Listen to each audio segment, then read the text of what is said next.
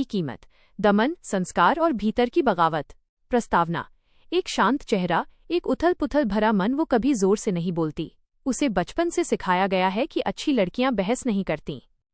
वह परिवार का सम्मान है। वो किसी को दुखी नहीं करती।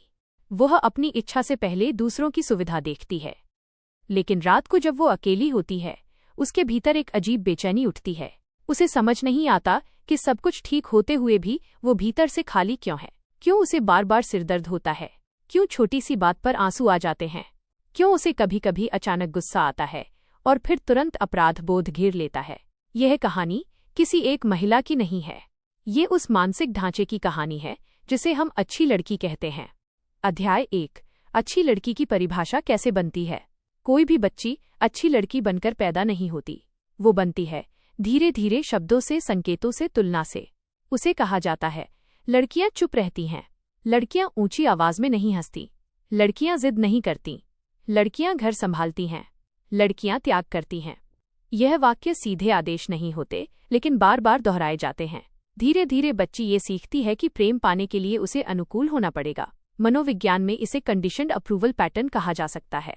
बच्चा यह समझ लेता है कि उसे स्वीकृति तभी मिलेगी जब वह अपेक्षाओं के अनुरूप व्यवहार करेगा। समस्या तब शुरू होती है जब यह अनुकूलन उसकी असली भावनाओं से टकराने लगता है। अध्याय 2। दमन का मनोविज्ञान। दमन का अर्थ है किसी भावना या इच्छा को जानबूझकर या अनजाने में दबा देना। जब बच्ची को गुस्सा आता है और उसे कहा जाता है कि गुस्सा करना गलत है, वो गुस्सा व्यक्त नहीं करती, वो उसे भीतर रख लेती है। जब उसे किसी बात से असहमति होती है, लेकिन कहा जाता है कि बहस करना बदतमीजी है, वो असहमति को निगल जाती है। धीरे धीरे एक पैटर्न बनता है। भावना उठती है, उसे गलत घोषित किया जाता है, वो दबा दी जाती है। यह प्रक्रिया एक बार नहीं, सैकड़ों बार होती है। दबी हुई भावनाएं गायब नहीं होती। वे शरीर में तनाव के रूप में, मन में बेचैनी के रूप में, व्यवहार में अप्रत्यक्ष प्रतिक्रिया के रूप में जमा होती जाती हैं। अध्याय 3। शरीर पर असर। जब कोई व्यक्ति लगातार अपनी वास्तविक भावनाओं को दबाता है तो उसका नर्वस सिस्टम हाई अलर्ट पर रहने लगता है। महिलाओं में ये कई रूपों में दिखाई देता है। लगातार थकान, माइग्रेन, पीरियड से जुड़ी तीव्र असुविधा, नींद की समस्या, अचानक रो पड़ना। ये सिर्फ शारीरिक समस्या नहीं है, यह शरीर का संकेत है कि भीतर कुछ अनकहा है। आपके चैनल में जिन समस्याओं पर पहले चर्चा हुई है, भावनात्मक भूख, मानसिक थकावट, पीरियड पेन, इन सब की जड़ में अक्सर यही दमन छिपा होता है। अध्याय 4। सामाजिक पुरस्कार और आंतरिक कीमत। समाज अच्छी लड़की को पुरस्कार देता है। उसे जिम्मेदार कहा जाता है, उसे संस्कारी कहा जाता है, उसे आदर्श कहा जाता है। लेकिन वो जो कीमत चुकाती है वो अदृश्य होती है। वो अपनी पसंद टाल देती है। वह करियर के फैसले दूसरों के अनुसार लेती है। वो रिश्तों में अपनी सीमाएं तय नहीं कर पाती। वो ना कहने से डरती है। यहाँ एक मनोवैज्ञानिक विभाजन पैदा होता है, बाहरी छवि और आंतरिक सच्चाई के बीच। इसी विभाजन को लंबे समय तक ढोना मानसिक थकावट की बड़ी वजह बनता है। अध्याय 5। भीतर की बगावत। दमन हमेशा चुप नहीं रहता। कभी कभी वह अचानक फूट पड़ता है। किसी छोटी बात पर तीखी प्रतिक्रिया, रिश्ते में अचानक दूरी, बिना स्पष्ट कारण के गहरा अवसाद, या फिर सब छोड़ देने की तीव्र इच्छा। यह बगावत बाहरी दुनिया के खिलाफ कम और स्वयं के खिलाफ अधिक होती है, क्योंकि वर्षों तक उसने अपने ही हिस्सों को नकारा है। अध्याय 6। ओशो का दृष्टिकोण, दमन से बीमारी तक। यहाँ हम विचार स्तर पर एक दृष्टिकोण देखते हैं। ओशो बार बार कहते हैं कि दमन ऊर्जा को विकृत कर देता है। जब प्राकृतिक भावनाएं दबाई जाती हैं तो वे बीमार रूप में लौटती हैं। ये बात आधुनिक मनोविज्ञान के कई सिद्धांतों से मेल खाती है। दबी हुई भावनाएं अप्रत्यक्ष रूप से व्यवहार और शरीर में प्रकट होती हैं। लेकिन यहाँ एक महत्वपूर्ण सावधानी है। स्वीकृति का अर्थ अराजकता नहीं है। भावना को देखना और उसे समझना, उसे बिना जागरूकता के उंडेल देना नहीं है। अध्याय 7। समाधान की दिशा। पहला कदम विद्रोह नहीं, जागरूकता है। खुद से प्रश्न, मैं अभी क्या महसूस कर रही हूँ? क्या मैं ये निर्णय सच में चाहती हूँ या स्वीकृति के लिए ले रही हूँ? क्या मैं ना कह सकती हूँ? दूसरा कदम सीमाएं तय करना। छोटी जगहों से शुरुआत, हर बात पर तुरंत हाँ ना कहना। अपनी असहमति को शांत लेकिन स्पष्ट शब्दों में रखना। तीसरा कदम, शरीर की सुनना। थकान, दर्द, चिड़चिड़ापन ये संकेत हैं, दुश्मन नहीं। अच्छी लड़की बनना अपने आप में समस्या नहीं है। समस्या तब है जब अच्छाई की परिभाषा आत्मदमन पर आधारित हो। यदि भीतर की आवाज को लगातार अनसुना किया जाए तो वो एक दिन चीख बन जाती है। ये श्रृंखला उस चीख को समझने की कोशिश है ताकि वो विस्फोट न बने बल्कि चेतना बने। अध्याय 8 बचपन की प्रोग्रामिंग माइनस प्रेम की शर्तें। बचपन में सबसे गहरी जरूरत होती है स्वीकृति और सुरक्षा। जब बच्ची कुछ ऐसा करती है जो परिवार को पसंद आता है, उसे सराहना मिलती है। जब वो विरोध करती है, सवाल पूछती है या अपनी इच्छा पर अड़ी रहती है, उसे डांट मिलती है या चुप करा दिया जाता है। धीरे धीरे एक आंतरिक समीकरण बनता है, अनुकूलता इक्वल्स प्रेम, असहमति इक्वल्स असुरक्षा।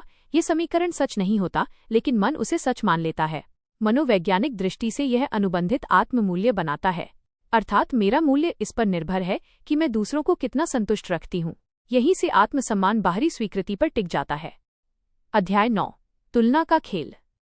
अच्छी लड़की बनने की प्रक्रिया में तुलना एक बड़ा उपकरण है। देखो, पड़ोस की बेटी कितनी समझदार है, तुम्हारी बहन कितनी शांत है, वो लड़की कितनी जिम्मेदार है। तुलना सीधे आदेश से अधिक प्रभावशाली होती है, क्योंकि बच्ची स्वयं ही अपने व्यवहार को बदलने लगती है। वो अपने स्वभाव को काट छांट कर एक सामाजिक रूप में ढालती है। धीरे धीरे उसे पता भी नहीं चलता कि उसका असली स्वभाव क्या था। यहाँ एक पहचान संकट की नींव पड़ती है। मैं वास्तव में कौन हूँ और मैं जो दिख रही हूँ वो कौन है। अध्याय 10 किशोरावस्था माइनस इच्छा और अपराध बोध का टकराव। किशोरावस्था में भावनाएं तीव्र होती हैं, जिज्ञासा बढ़ती है, स्वतंत्रता की चाह जागती है। लेकिन यदि अच्छी लड़की की छवि पहले से मजबूत हो तो हर नई इच्छा के साथ अपराध बोध जुड़ जाता है। अगर वो जोर से हंसे, उसे लगता है वो सीमा पार कर रही है। अगर उसे किसी से आकर्षण हो, उसे लगता है ये गलत है। अगर वो अपने लिए कुछ मांगे, उसे लगता है वो स्वार्थी है। इस स्तर पर दमन केवल व्यवहार का नहीं रहता, यह इच्छा का दमन बन जाता है। अध्याय 11 विवाह के बाद भूमिका परिवर्तन। विवाह के बाद अच्छी लड़की का रूप बदल जाता है। अब वो अच्छी पत्नी, अच्छी बहू, अच्छी माँ बन जाती है। भूमिका बदलती है, लेकिन पैटर्न वही रहता है। वो घर में शांति बनाए रखने के लिए अपने विचार रोकती है। वह विवाद से बचने के लिए असहमति छुपाती है। वह परिवार की अपेक्षाओं को अपनी प्राथमिकता बना लेती है। धीरे धीरे उसकी पहचान भूमिकाओं में घुल जाती है। जब उससे पूछा जाए, तुम क्या चाहती हो, वो रुक जाती है। उसे उत्तर सोचने में समय लगता है। यह रुकना संकेत है कि आत्म परिभाषा कमजोर हो चुकी है। अध्याय 12 अदृश्य थकान। यह थकान शारीरिक श्रम से अधिक मानसिक बोझ की होती है। हर निर्णय से पहले सोचना, कहीं किसी को बुरा न लगे, कहीं मैं गलत न समझी जाऊं, कहीं मुझे स्वार्थी न कह दिया जाए। यह निरंतर मानसिक गणना थका देती है। यही वो बिंदु है जहां कई महिलाएं कहती हैं, मुझे समझ नहीं आता मैं इतनी थकी क्यों रहती हूं। थकान सिर्फ काम की नहीं होती, यह लगातार स्वयं को दबाने की कीमत होती है। अध्याय 13 निष्क्रिय आक्रोश। जब प्रत्यक्ष गुस्सा व्यक्त नहीं किया जाता तो वो अप्रत्यक्ष रूप ले लेता है। चुप्पी, कटाक्ष, दूरी, अनिच्छा से किया गया सहयोग। यह निष्क्रिय आक्रोश रिश्तों को धीरे धीरे खोखला करता है। लेकिन व्यक्ति खुद को अभी भी अच्छी मानता है, क्योंकि उसने खुलकर विरोध नहीं किया। यही सबसे गहरी विडंबना है। वो बाहर से शांत दिखती है, भीतर से संघर्षरत होती है। अध्याय 14 ओशो का विचार, स्वीकृति बनाम भूमिका। ओशो का एक केंद्रीय विचार है कि समाज भूमिकाएं देता है, लेकिन व्यक्ति की चेतना उससे बड़ी होती है। जब व्यक्ति अपनी भूमिकाओं से पूरी तरह पहचान बना लेता है तो वो अपने मूल अस्तित्व से दूर हो जाता है। इस संदर्भ में अच्छी लड़की एक भूमिका है। समस्या भूमिका निभाने में नहीं है। समस्या तब है जब भूमिका ही पहचान बन जाए। यदि कोई महिला पत्नी है, माँ है, बहू है, यह तथ्य है, लेकिन वो केवल वही नहीं है। जागरूकता का अर्थ है भूमिका निभाते हुए भी स्वयं को देख पाना। अध्याय 15 पहचान की वापसी। पहचान वापस पाना विद्रोह से शुरू नहीं होता, ये छोटे प्रश्नों से शुरू होता है। मुझे क्या पसंद है, मैं किस बात पर असहमत हूँ, मैं किस स्थिति में असहज महसूस करती हूँ। पहले उत्तर स्पष्ट नहीं होंगे, क्योंकि वर्षों से वे दबे रहे हैं। लेकिन जैसे जैसे व्यक्ति अपने अनुभव को बिना जज किए देखता है, भीतर की परतें खुलने लगती हैं। अच्छी लड़की बनने की प्रक्रिया धीरे धीरे पहचान को धुंधला करती है। ये अचानक नहीं होता, ये छोटी छोटी चुप्पियों, त्यागों और अनकहे वाक्यों से बनता है। लेकिन वही प्रक्रिया उल्टी भी की जा सकती है, छोटी छोटी स्वीकृतियों, स्पष्टताओं और सीमाओं से। अध्याय 16 विद्रोह बनाम रूपांतरण। जब किसी व्यक्ति को यह एहसास होता है कि उसने वर्षों तक स्वयं को दबाया है, तो पहली प्रतिक्रिया अक्सर तीव्र होती है। अचानक सबको ना कह देना, अचानक दूरी बना लेना, अचानक कठोर हो जाना। ये प्रतिक्रिया स्वाभाविक है, क्योंकि भीतर दबा हुआ हिस्सा अपनी जगह मांगता है। लेकिन यदि यह प्रक्रिया केवल प्रतिक्रिया बनकर रह जाए तो ये पुराने पैटर्न का उल्टा रूप बन जाती है। रूपांतरण का अर्थ है संतुलन, न पूर्ण दमन, न अंधा विस्फोट। अध्याय 17 है अपराधबोध की जड़। अच्छी लड़की की सबसे बड़ी मानसिक जंजीर है अपराधबोध। यदि वो अपने लिए समय लेती है, अपराधबोध। यदि वह असहमति जताती है, अपराधबोध। यदि वो थकी हुई होने की बात स्वीकार करती है, अपराधबोध। यह अपराधबोध कहाँ से आता है? बचपन में बना वो समीकरण अभी भी सक्रिय है। अनुकूलता इक्वल्स प्रेम, असहमति इक्वल्स अस्वीकृति। इसलिए हर बार जब वो स्वयं को प्राथमिकता देती है, मन उसे चेतावनी देता है, तुम प्रेम खो दोगी। पहला कदम है इस पुराने समीकरण को पहचानना। हर भावना को तुरंत सही या गलत घोषित करने के बजाय उसे देखना। अध्याय 18 सीमा निर्धारण की कला। सीमा का अर्थ दीवार नहीं है। सीमा का अर्थ स्पष्टता है। 1. स्वयं के भीतर स्पष्टता, मुझे क्या स्वीकार्य है क्या नहीं। 2. संप्रेषण, शांत, स्पष्ट, बिना आक्रामकता के अपनी बात रखना। 3. निरंतरता, एक बार सीमा बताने के बाद उसे निभाना। शुरुआत में प्रतिक्रिया मिल सकती है, लोग हैरान होंगे, यहाँ धैर्य आवश्यक है। अध्याय 19 शरीर को सुनना। दमन का सबसे पहले असर शरीर पर दिखता है। यदि आप लगातार थकी हुई हैं तो ये केवल काम का परिणाम नहीं हो सकता, यह भावनात्मक भार भी हो सकता है। प्रतिदिन कुछ समय स्वयं के अनुभव को देखने का अभ्यास। मैं अभी क्या महसूस कर रही हूँ? मेरे शरीर में तनाव कहाँ है? यह देखने की प्रक्रिया ही परिवर्तन की शुरुआत है। अध्याय 20 ओशो का साक्षी भाव। ओशो का एक केंद्रीय विचार है साक्षी होना। भावना को दबाना नहीं, भावना में बह जाना नहीं, बल्कि उसे देखना। यदि गुस्सा है उसे देखें, यदि दुख है उसे देखें, यदि असहमति है उसे देखें। जब व्यक्ति साक्षी भाव से देखता है तो भावना अपनी तीव्रता खोने लगती है, वो अंधा विस्फोट नहीं बनती। अध्याय 21 अपनी आवाज वापस पाना। आवाज वापस पाना हमेशा बड़े निर्णयों से शुरू नहीं होता। छोटे अभ्यास, जहां असहमति है वहां एक वाक्य कहना, जहां थकान है वहां विश्राम मांगना, जहां इच्छा है वहां उसे स्वीकार करना। धीरे धीरे आत्मविश्वास लौटता है। अध्याय 22 रिश्तों में संतुलन। अक्सर डर होता है कि यदि मैं बदल गई तो रिश्ते टूट जाएंगे। स्वस्थ संबंध वही हैं जो आपकी स्पष्टता को सहन कर सकें। यदि किसी संबंध को केवल आपकी चुप्पी की जरूरत थी तो वो पहले से ही असंतुलित था। अध्याय 23 नई परिभाषा। अच्छी लड़की की पुरानी परिभाषा थी जो सबको खुश रखे। नई परिभाषा हो सकती है जो स्वयं को भी शामिल करे। अच्छाई का अर्थ आत्मत्याग नहीं है। अच्छाई का अर्थ ईमानदारी है, अपने प्रति और दूसरों के प्रति। अध्याय 24 दमन केवल भावनात्मक नहीं, न्यूरोलॉजिकल भी है। मानव मस्तिष्क में भावनाओं से जुड़ा एक प्रमुख भाग है अमिग्डाला। जब कोई स्थिति हमें असुरक्षित या असहज महसूस कराती है, अमिग्डाला सक्रिय हो जाता है। यदि उसे बार बार कहा जाए कि प्रतिक्रिया मत दो, चुप रहो, सह लो, तो तनाव चक्र अधूरा रह जाता है। यही कारण है कि कई महिलाएं हमेशा हल्के तनाव में रहती हैं। अध्याय 25 फॉन रिस्पॉन्स सबको खुश रखने की प्रवृत्ति। ट्रॉमा मनोविज्ञान में एक शब्द प्रयोग होता है फॉन रिस्पॉन्स। फॉन रिस्पॉन्स जब व्यक्ति खतरे से बचने के लिए आक्रामक या पलायनवादी नहीं बल्कि अत्यधिक अनुकूल बन जाता है। सबको खुश रखो, सुरक्षित रहोगी। यह पैटर्न वयस्क जीवन में भी चलता रहता है। अध्याय 26 केस स्टडी 1 जिम्मेदार बेटी। एक महिला जिसे बचपन से घर की समझदार बेटी कहा गया, उसने कभी अपनी जरूरतों की बात नहीं की। 30 की उम्र के बाद उसे लगातार माइग्रेन शुरू हुआ। थेरेपी में पहली बार उसने स्वीकार किया कि उसे गुस्सा आता है और थकान होती है। यह स्वीकार करना ही उसके लिए कठिन था, क्योंकि उसकी अच्छी लड़की की छवि बाधा बनी हुई थी। अध्याय 27 दमन और पहचान का विभाजन। जब बाहरी व्यक्तित्व, मुस्कान और आंतरिक अनुभव, थकान अलग दिशाओं में चलने लगते हैं तो पहचान विभाजित होने लगती है। यह भ्रम कमजोरी नहीं बल्कि लंबे समय तक भूमिका निभाने का परिणाम है। अध्याय 28 भारतीय सामाजिक संदर्भ। भारतीय समाज में स्त्री के लिए त्याग और सहनशीलता को नैतिक ऊंचाई से जोड़ा गया है। समस्या तब उत्पन्न होती है जब त्याग स्वेच्छा से नहीं बल्कि अस्वीकृति के डर से किया जाए। अध्याय 29 ओशो का दृष्टिकोण नैतिकता बनाम चेतना। यदि नैतिकता जागरूकता से नहीं आती तो वो पाखंड बन सकती है। मूल प्रश्न है, क्या मैं ये इसलिए कर रही हूँ क्योंकि मुझे करना चाहिए या इसलिए क्योंकि मैं करना चाहती हूँ। अध्याय 30 केस स्टडी 2 सफल लेकिन खाली।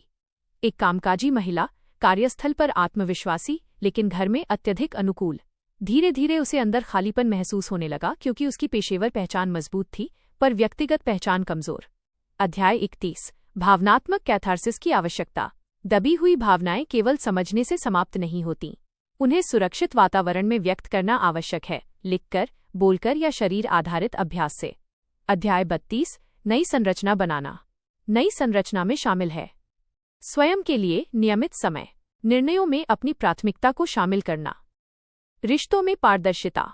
निष्कर्ष, अच्छी लड़की बनने की प्रक्रिया समाज सिखाता है, लेकिन जागरूक महिला बनने की प्रक्रिया स्वयं सीखनी पड़ती है। दमन से बीमारी बनती है, जागरूकता से संतुलन।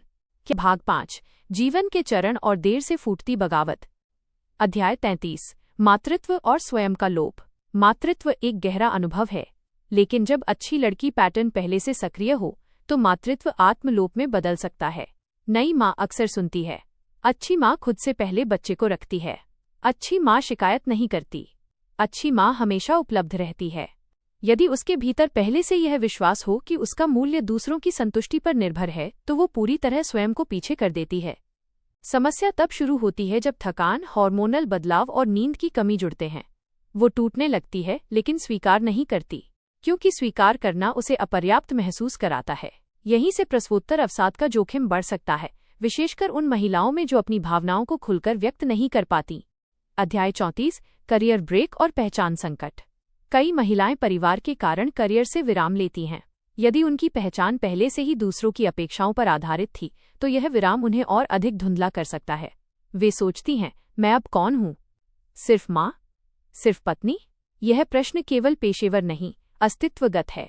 यदि भीतर स्वयं की स्वतंत्र परिभाषा विकसित नहीं हुई, तो भूमिका बदलते ही खालीपन गहरा जाता है। अध्याय 35 मध्य आयु में उभरती बेचैनी। 40 या 45 की उम्र के बाद कई महिलाएं अचानक बेचैन होने लगती हैं। बच्चे बड़े हो रहे होते हैं, परिवार स्थिर दिखता है, बाहरी जीवन व्यवस्थित है, लेकिन भीतर एक प्रश्न उठता है, क्या यही सब था? ये प्रश्न अक्सर डरावना लगता है, क्योंकि जीवन का बड़ा हिस्सा दूसरों के लिए समर्पित रहा है। ये देर से फूटती बगावत है, वर्षों से दबा हुआ स्वभाव अब आवाज मांगता है। अध्याय 36 केस स्टडी 3 देर से जागरण। एक महिला, उम्र 47 वर्ष, पूरी जिंदगी आदर्श रही, कभी विरोध नहीं किया। एक दिन अचानक तीव्र घबराहट का दौरा पड़ा। डॉक्टरों ने शारीरिक जांच की, सब सामान्य। काउंसलिंग में स्पष्ट हुआ कि वो पहली बार सोच रही थी कि उसे खुद क्या चाहिए। उसे चित्र बनाना पसंद था, जो वर्षों पहले छोड़ दिया था। घबराहट का दौरा बीमारी नहीं, संकेत था कि अंदर का हिस्सा अब और चुप नहीं रहना चाहता था। अध्याय 37 ओशो और व्यक्तिगत स्वतंत्रता। ओशो बार बार व्यक्तिगत स्वतंत्रता पर बल देते हैं, लेकिन ये स्वतंत्रता बाहरी विद्रोह नहीं, आंतरिक स्वीकृति से शुरू होती है। यदि व्यक्ति भीतर स्पष्ट है, तो बाहरी निर्णय संतुलित हो सकते हैं। अच्छी लड़की पैटर्न से बाहर आना सामाजिक संघर्ष नहीं, आंतरिक स्पष्टता की प्रक्रिया है। अध्याय 38 डर परिवर्तन की सबसे बड़ी बाधा। सबसे बड़ा डर है, यदि मैं बदल गई तो क्या लोग मुझे स्वीकार करेंगे? परिवर्तन का अर्थ है अनिश्चितता स्वीकार करना। लेकिन यहाँ एक महत्वपूर्ण तथ्य है, जो संबंध केवल आपकी चुप्पी पर टिके हैं, वे पहले से ही असंतुलित हैं। अध्याय 39 क्रमिक पुनर्निर्माण मॉडल। अचानक जीवन बदल देना व्यावहारिक नहीं, इसलिए क्रमिक मॉडल आवश्यक है। 1 पहला चरण जागरूकता। 2 दूसरा चरण छोटे निर्णयों में स्वयं को शामिल करना। 3 तीसरा चरण सीमाओं का अभ्यास। 4 चौथा चरण गहरी इच्छाओं की खोज। 5 पांचवां चरण दीर्घकालिक जीवन संरचना में बदलाव। अध्याय 40 संतुलित अच्छाई। अच्छा होना समस्या नहीं है, समस्या है स्वयं को हटाकर अच्छा होना। यदि आपकी करुणा में स्वयं भी शामिल है, तो वो स्वस्थ है। नई परिभाषा, मैं दूसरों का सम्मान करती हूँ और स्वयं का भी। भाग 6 अपराध बोध, आत्मसम्मान और संवाद की पुनर्रचना। अध्याय 41 अपराध बोध के प्रकार, वास्तविक बनाम सिखाया हुआ। अच्छी लड़की पैटर्न में जो अपराध बोध सक्रिय रहता है, वो अक्सर सिखाया हुआ होता है। पहचान का पहला कदम है ये पूछना, क्या मैंने किसी को हानि पहुंचाई है या केवल किसी की अपेक्षा पूरी नहीं की? दोनों में बड़ा अंतर है। अध्याय 42 आत्मसम्मान का द्विस्तरीय मॉडल। 1 बाहरी उपलब्धि आधारित, लोग सराहते हैं इसलिए मूल्य महसूस होता है। 2 आंतरिक स्वीकृति आधारित, स्वयं की स्वीकृति, जो अक्सर कमजोर रहती है। इसे मजबूत करने के लिए अपनी भावनाओं को वैध मानना और अपनी इच्छा को अनैतिक न मानना आवश्यक है। अध्याय 43 संवाद का अभ्यास, वास्तविक उदाहरण। पुराना पैटर्न, कोई बात नहीं, मैं कर लूंगी। नया संतुलित पैटर्न, मैं अभी थकी हूँ, हम इसे बाद में कर सकते हैं, या ये मेरे लिए महत्वपूर्ण है, ये आक्रामक नहीं, स्पष्ट है। अध्याय 44, केस स्टडी 4, सीमाएं सीखना। एक महिला जिसने कभी ना नहीं कहा था, उसने एक छोटे आयोजन में कहा, मैं पूरा दिन नहीं रुक पाऊंगी। आश्चर्य और हल्के विरोध के बाद इसे स्वीकार कर लिया गया। उसने महसूस किया कि दुनिया नहीं टूटी। अस्वीकृति का डर वास्तविकता से बड़ा था। अध्याय 45, ओशो और आत्मस्वीकृति। ओशो का जोर इस बात पर है कि व्यक्ति स्वयं को पूर्ण रूप से स्वीकार करे।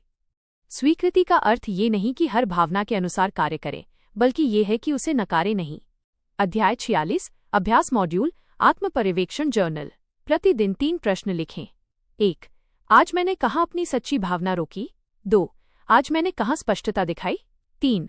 आज किस बात पर मुझे अनावश्यक अपराध बोध हुआ?